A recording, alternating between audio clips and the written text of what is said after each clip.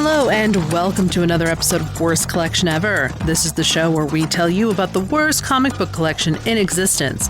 And it just happens to belong to us. I'm Jen. I'm Sean. Have you over here? You alright? I'm fine. Doing a lot of things before we record, so that's just how it happens. Running around. Running around like a weirdo. Yeah. Selling things on Whatnot and packing them up. So if you don't if you are on Whatnot, if you're a listener of the show and you are on Whatnot, please check me out. I'm just Angry Hero on Whatnot, which is an app where you basically do live auctions. Yeah, do you want to buy Joes? You could buy G.I. Joes from me. You could buy just general action figures and, maybe some video games. I don't know. I mean, it's, it is what it is. Mm-hmm. It's just trying to move some units, I like to say. But yeah. Units. Move some units. Mm-hmm. If I have them, I'm going to move it. Good. Units. So, we are continuing to watch horror movies here in our household. Oh, I started watching a doozy of one today. Oh, will you go ahead and start with that? So I found this thing on Hulu. I think it might be a Hulu exclusive. I don't know. It's called Clock. Okay. And it's about a married woman who she's like 37. And she doesn't want kids. She's never wanted kids. But everybody's like, you have to have kids. And then apparently there's this center where you can go and it will fix you to make you want kids. Because they're saying that if you don't want kids, that it's basically an infertility problem that can be fixed like IVF can fix fertility problems. And so she goes, but this whole center thing. Well, if she doesn't want kids, why would she go? Because she feels like everybody keeps asking her to. And I don't know why she would cave to peer pressure at 37, because come on. I'm already 37. It's not like you're 22. Exactly. And I'm kind of maybe, because she's just her dad's why aren't you having kids? Blah, blah, blah. And I'm I don't know. Your husband's hot. You guys are having a great time. You got a nice dog and a big house. And do they have others? Does she have siblings? If she does, they don't mention it. Oh. And I don't know about him either. But yeah, so she goes to the center and there's this weird, crazy doctor and she starts seeing things giant women, huge, tall, scary women appearing in the middle of the fucking road and following her back home because they give her an implant or something. And apparently all the women they do with that too go crazy.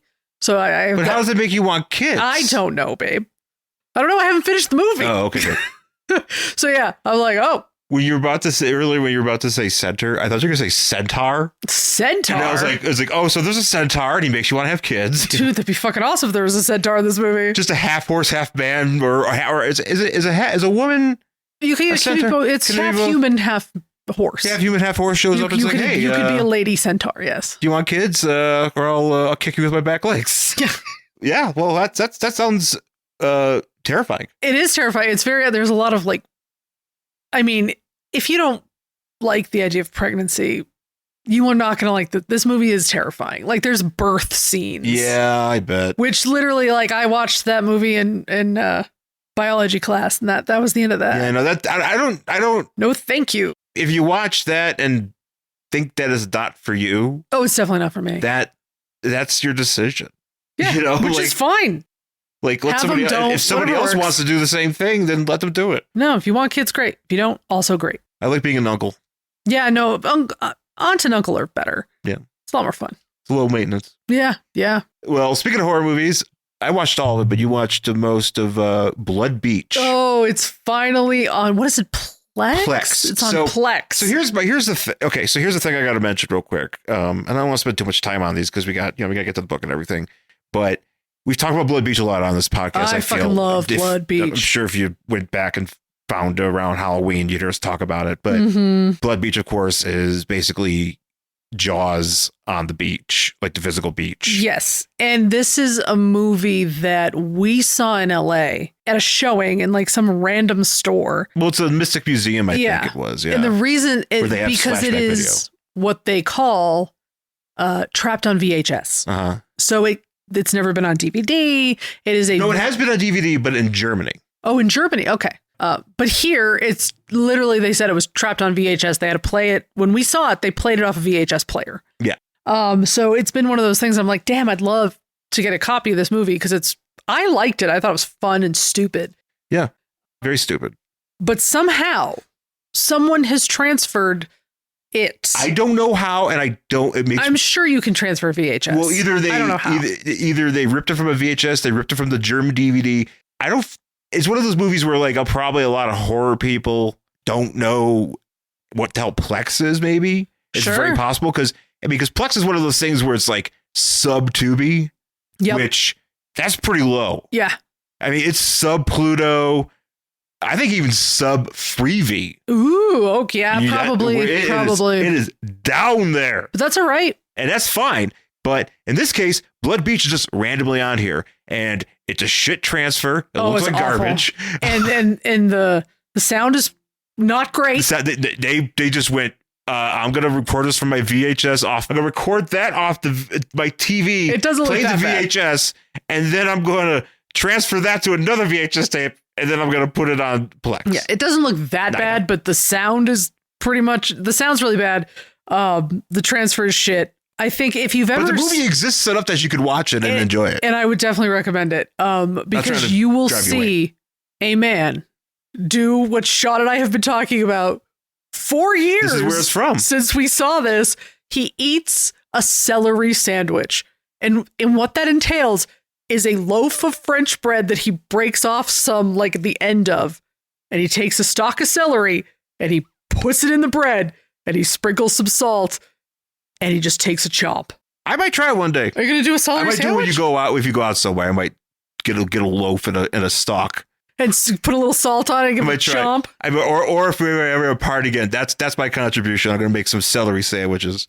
But here's the thing, though. In that movie, because it's been so long since I've seen it, I thought it was just a bachelor dude late night snack.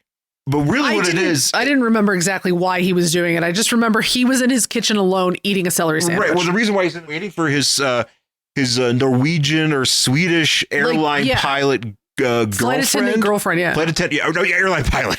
Flight attendant girlfriend to show up because he's going to make her dinner. Yeah. And as you open the scene, he's like prepping a salad of some sort. Yeah. And he's got the bread over there. He's getting it ready and he's just waiting for her to show up. And he just gets bored and just goes to town on that loaf and stalk. Yeah. And you get to see it.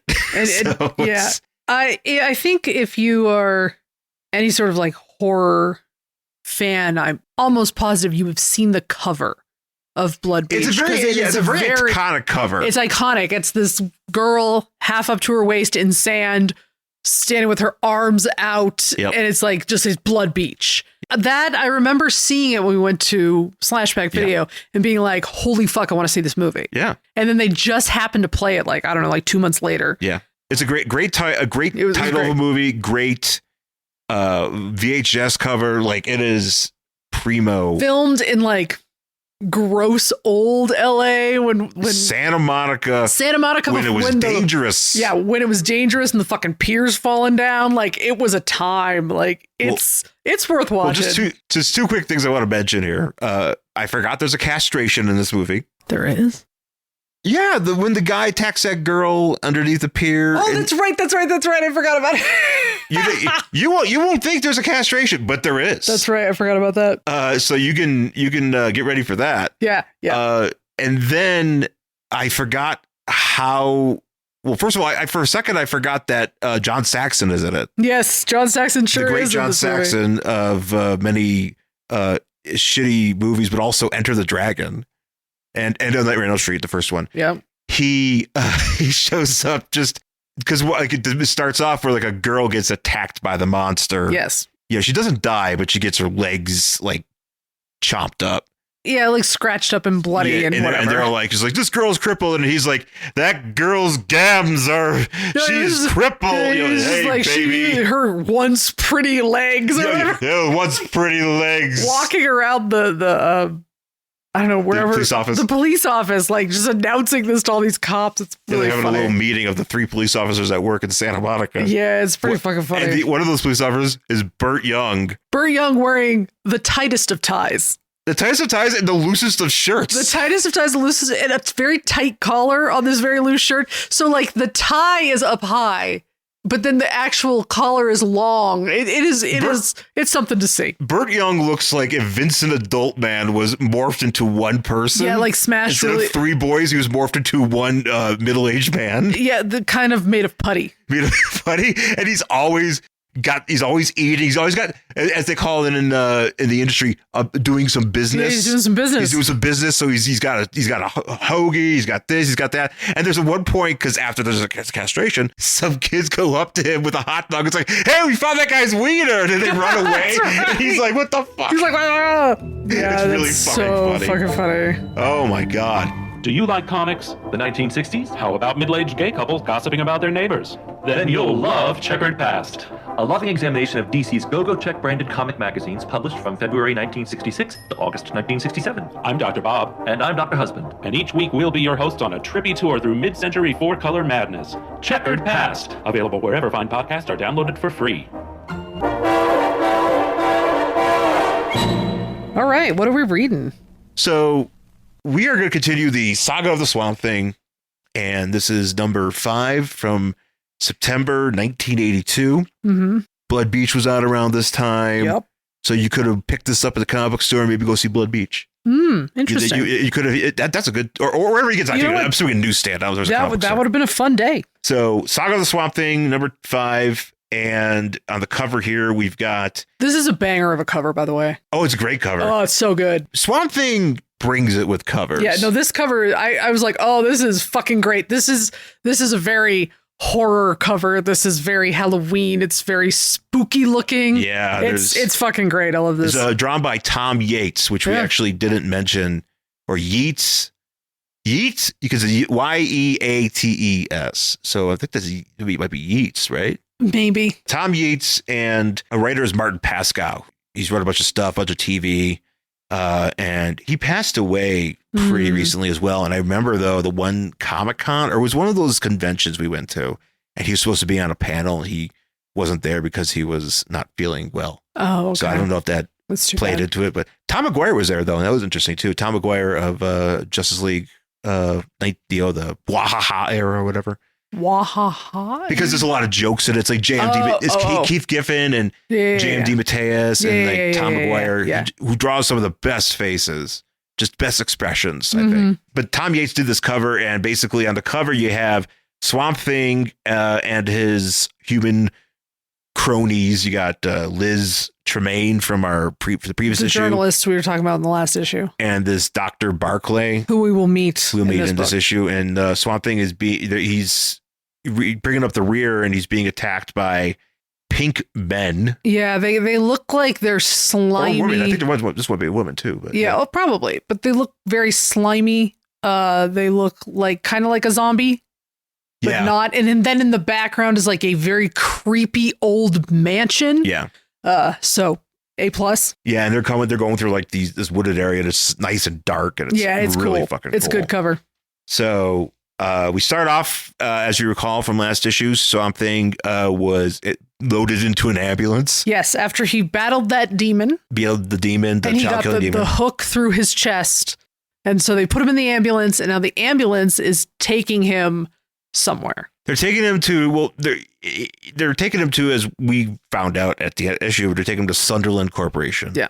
Which is a nebulous government associated organization it's like Blackwater. Yeah. Yeah. It's like Blackwater. It's like BASF. Remember BASF? Where they would just have commercials being like, hey, we don't make this, but we make it better. And it would just be all these like different products. Don't they still exist? Well, they probably do. Yeah. I mean, I don't know exactly what they do, but it's just something very nebulous. Yeah. And Swamp Thing, he's not just getting a hook through himself. He got like a lot of burns, because he was in that freezer, which was cold, but also the demon was hot. Right. And he was fighting him. So he does have a lot of battle damage, basically. Battle damage Swamp Thing. Yep. The Casey girl that he is trying to. Yeah, he seems to have lost contact with her at this point. Yeah, he lost contact with her because. At least for this issue. In this issue, at least, yeah. But so we get to the gate of this Barclay clinic. Yeah, because it's up on the fucking top of a hill.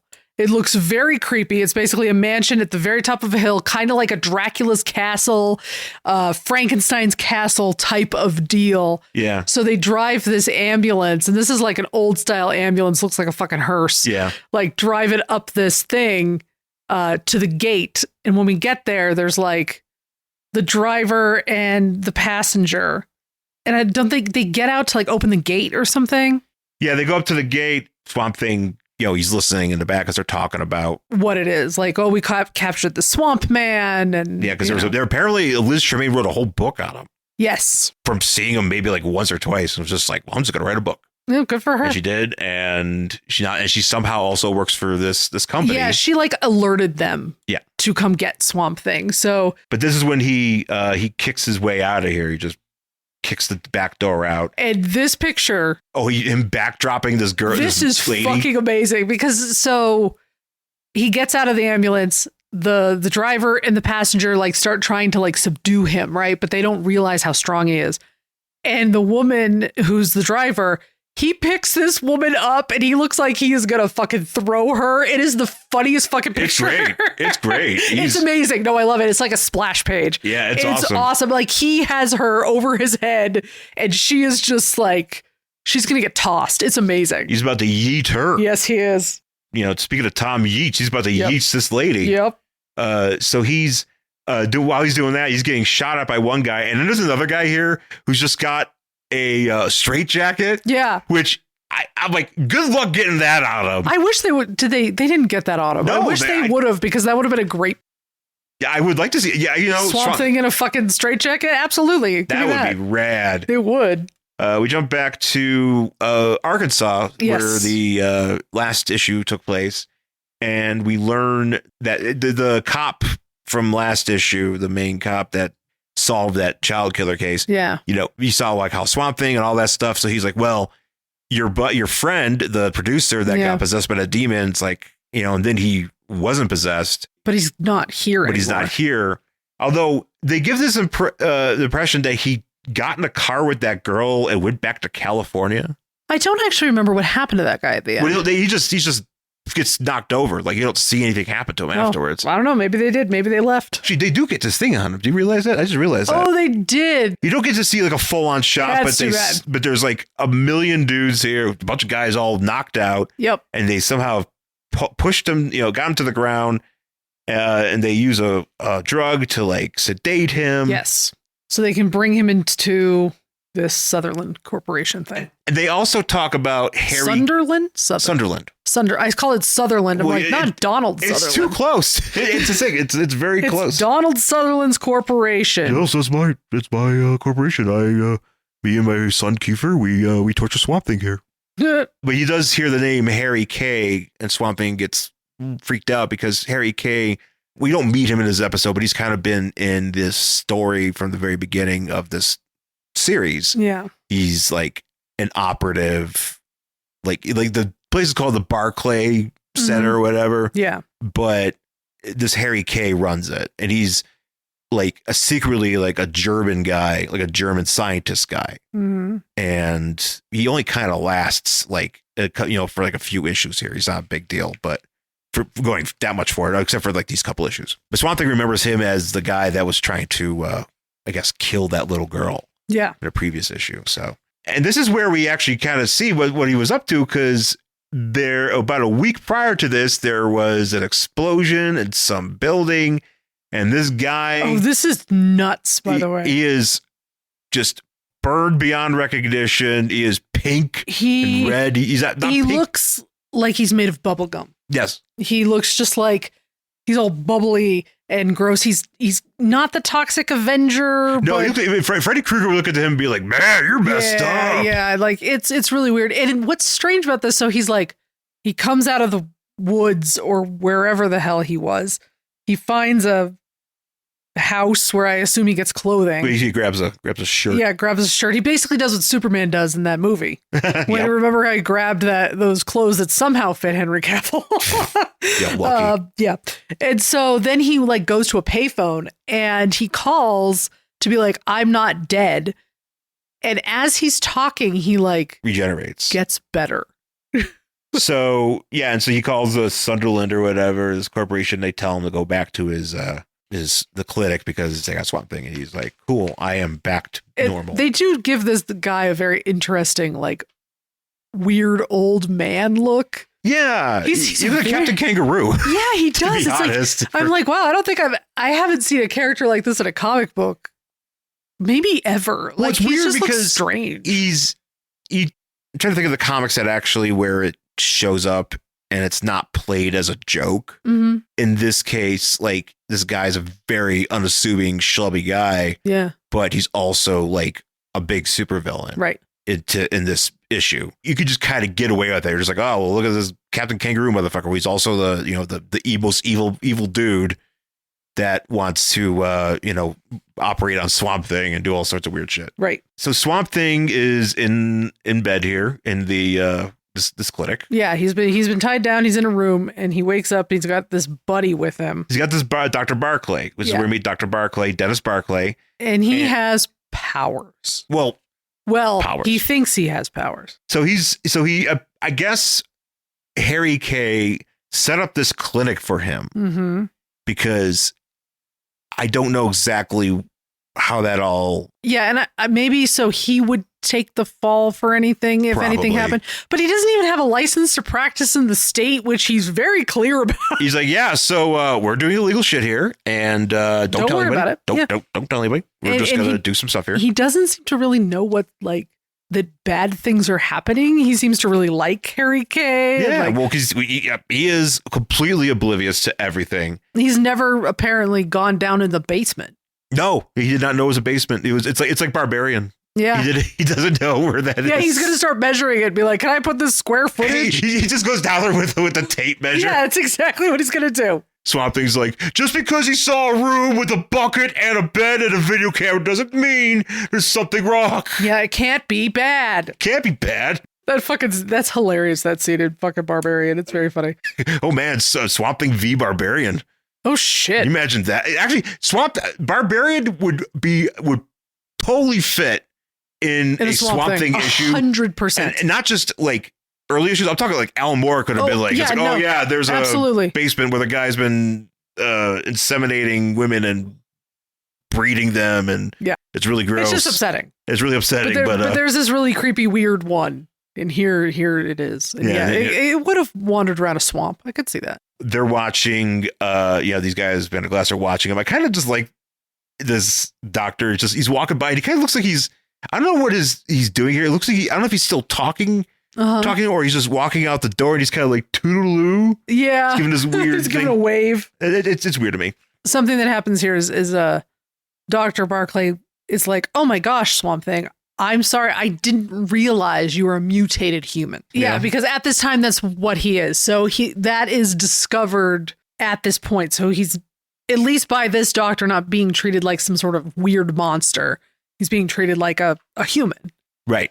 So this the doctor, what he ends up doing is because he has powers. Yeah, he's sort of we're putting that in quotes. The Swamp Thing has all the battle damage, so he touches Swamp Thing and he gets better.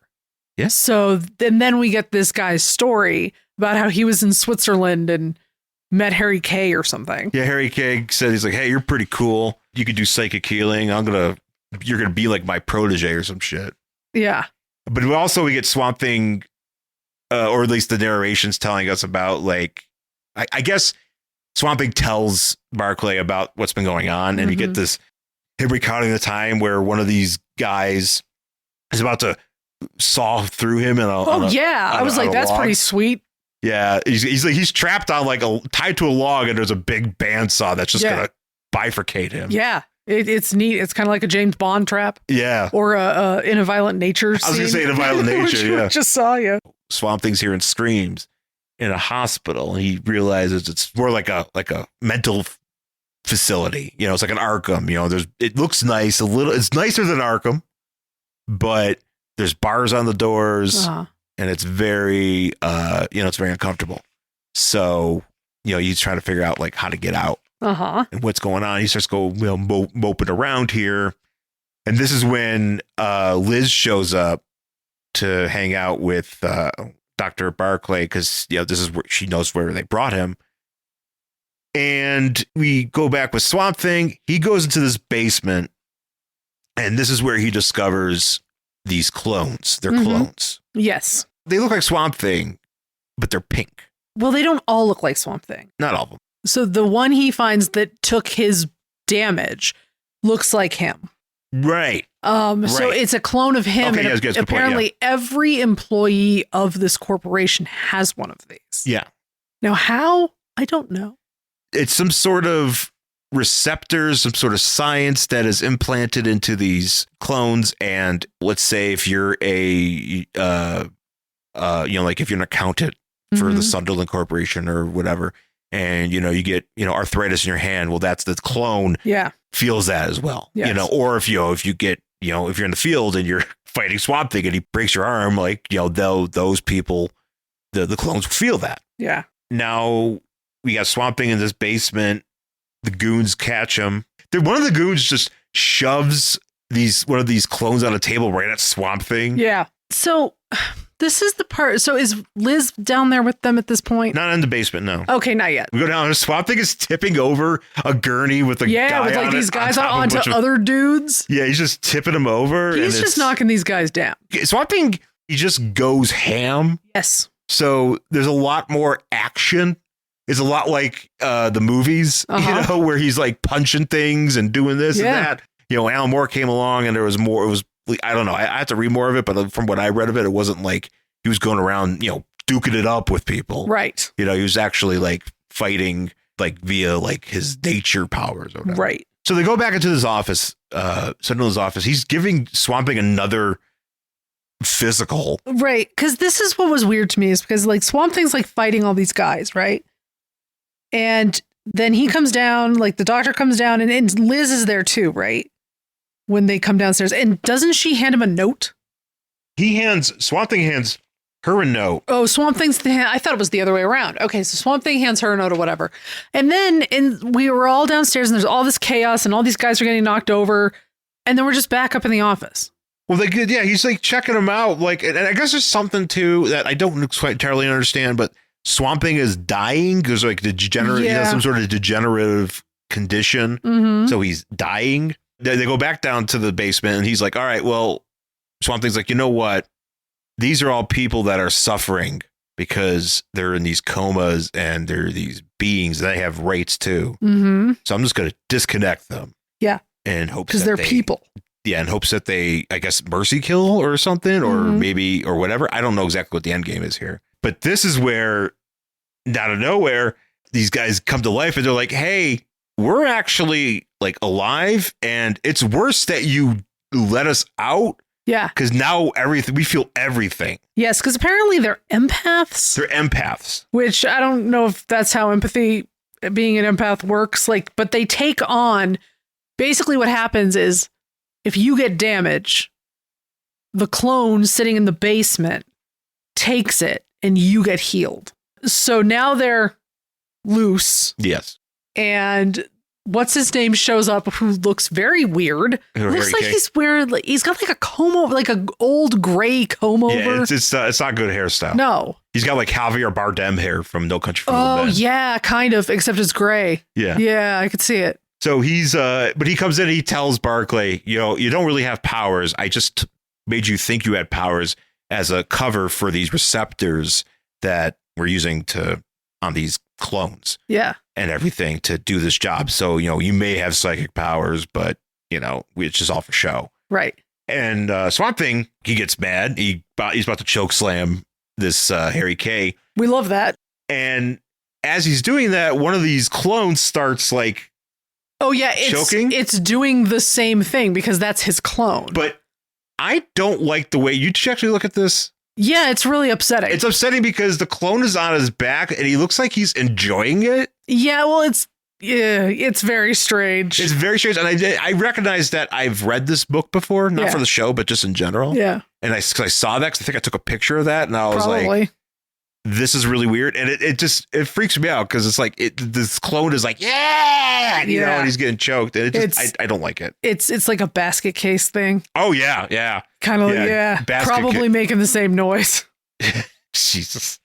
A lot of separated twins there. Oh, boy. Swamp Thing starts fighting they're trying to escape. Mm-hmm. And these clones start chasing after everybody. Yes. And because they want vengeance, for everything that's going on here. Swamp Thing and his human friends escape. Yes, they take the ambulance. And they drive away. And the other guys are trying to get out in a helicopter. And this is where they have to like run through the forest to like go wherever the helicopter is.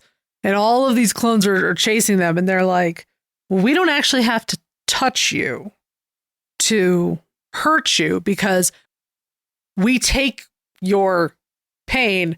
Well, if we think about it, we can give it back. Yeah.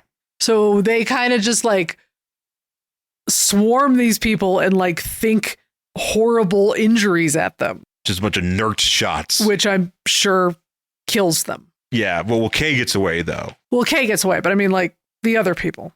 Yeah, but all of his cronies get beat up or whatever. As that happens, you get to get a nice shot of Swamp Thing in the backseat of a car. Oh, yeah, just hanging out. I just kind of like that. He's just riding in the back, and Barclay is like, yeah, man, I wonder what's going on. I bet Harry Kay's getting his ass kicked right now, and Swamp Thing and Liz are just like, fuck that guy. Yeah, fuck that guy. He sucks.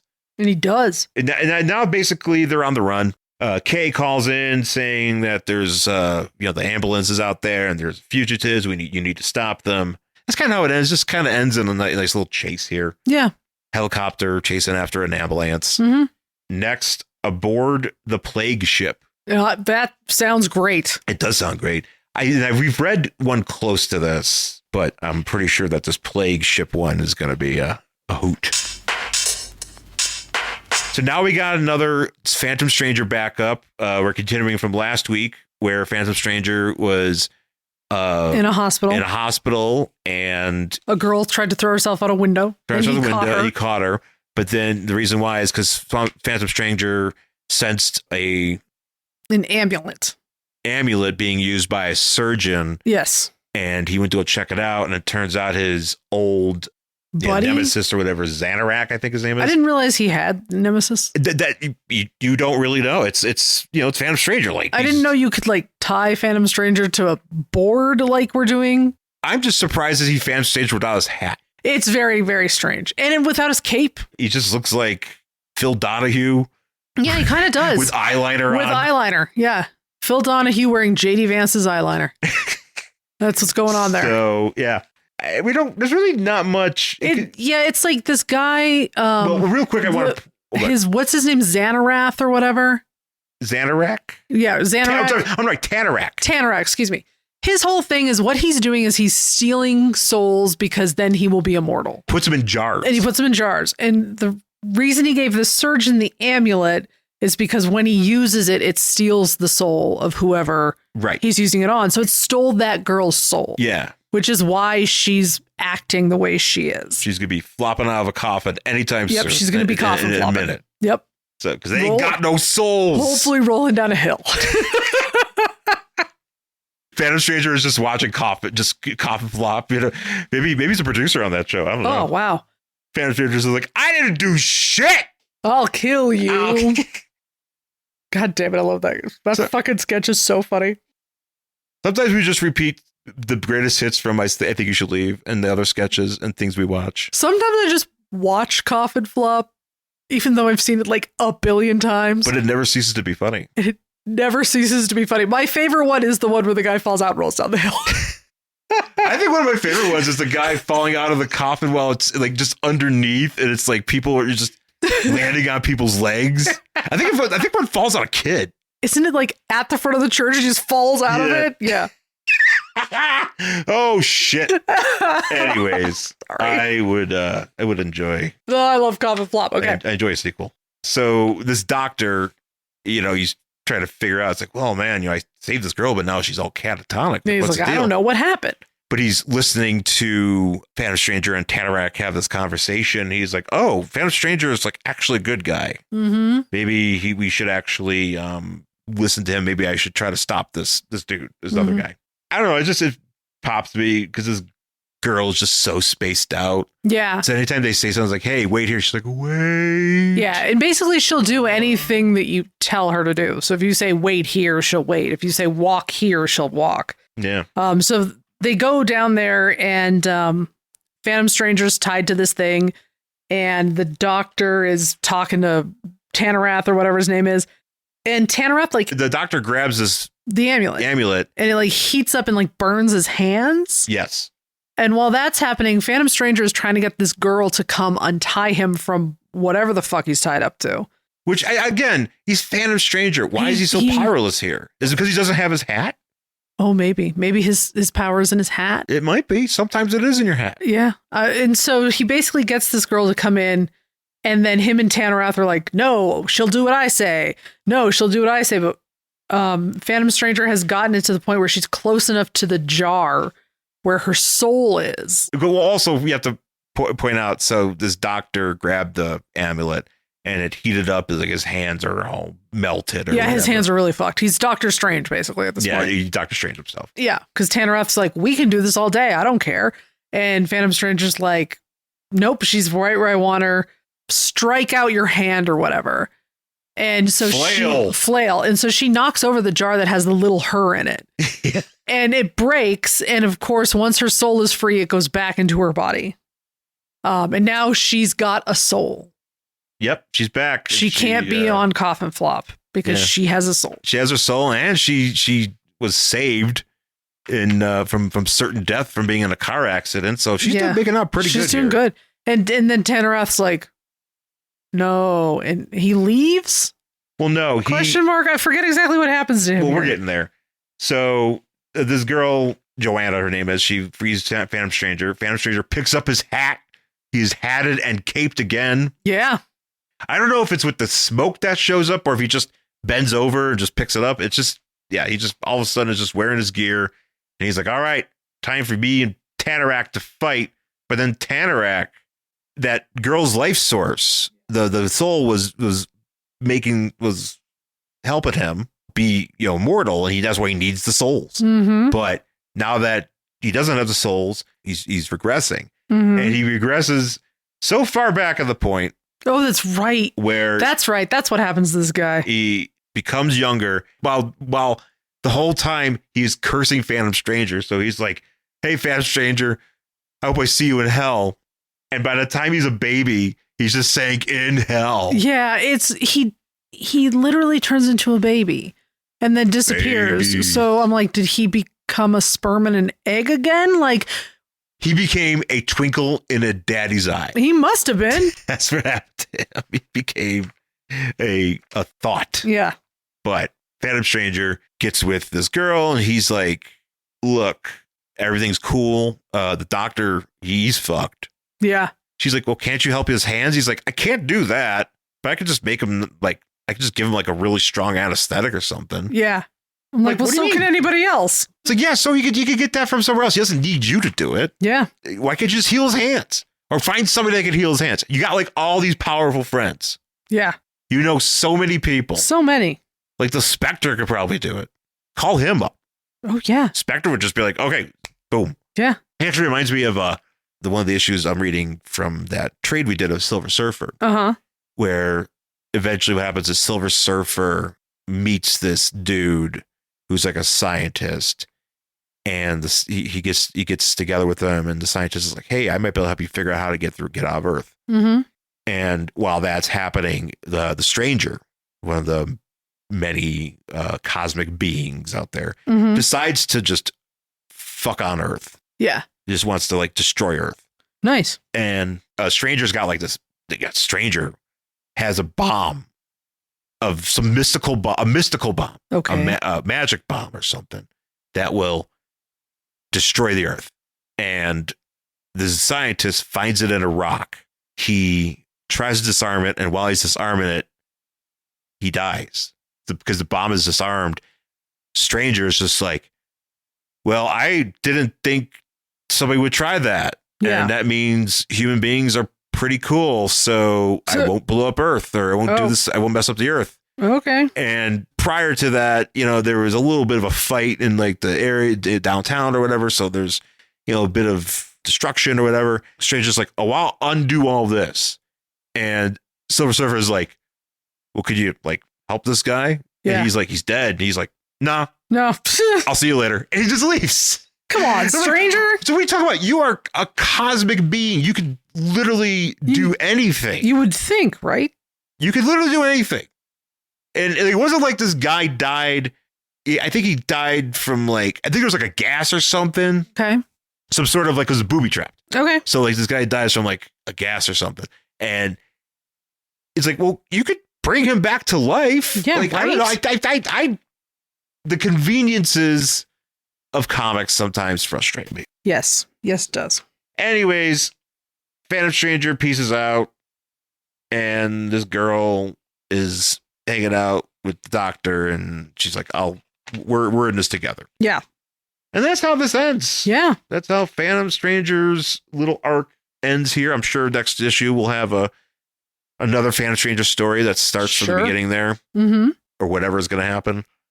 But Swamp Thing is on the run. Yep. Going to a plague ship. He's going to be on a boat. Yeah. A plague boat. Plague boat. I don't know. What do you think? I'm down with Plague Boat.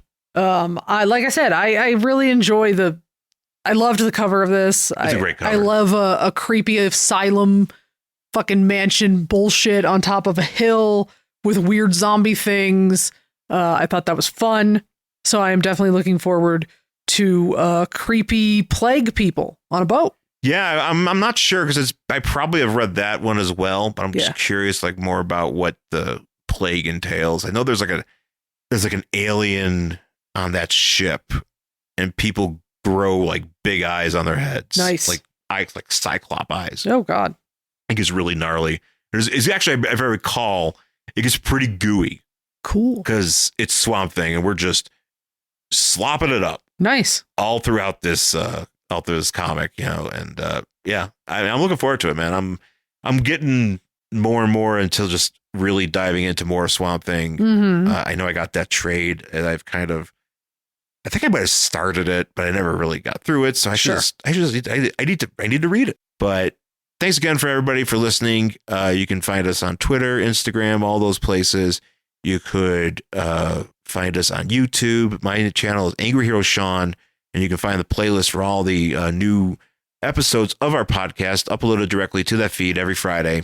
If you want to just subscribe to that playlist, you can do that as well. You can also engage with us there. Sometimes I get some comments on YouTube comments. Mm-hmm. So that's always fun. So please, by all means, engage with us there. Email us, the email there. Rate and review the podcast anywhere you get it. Yeah.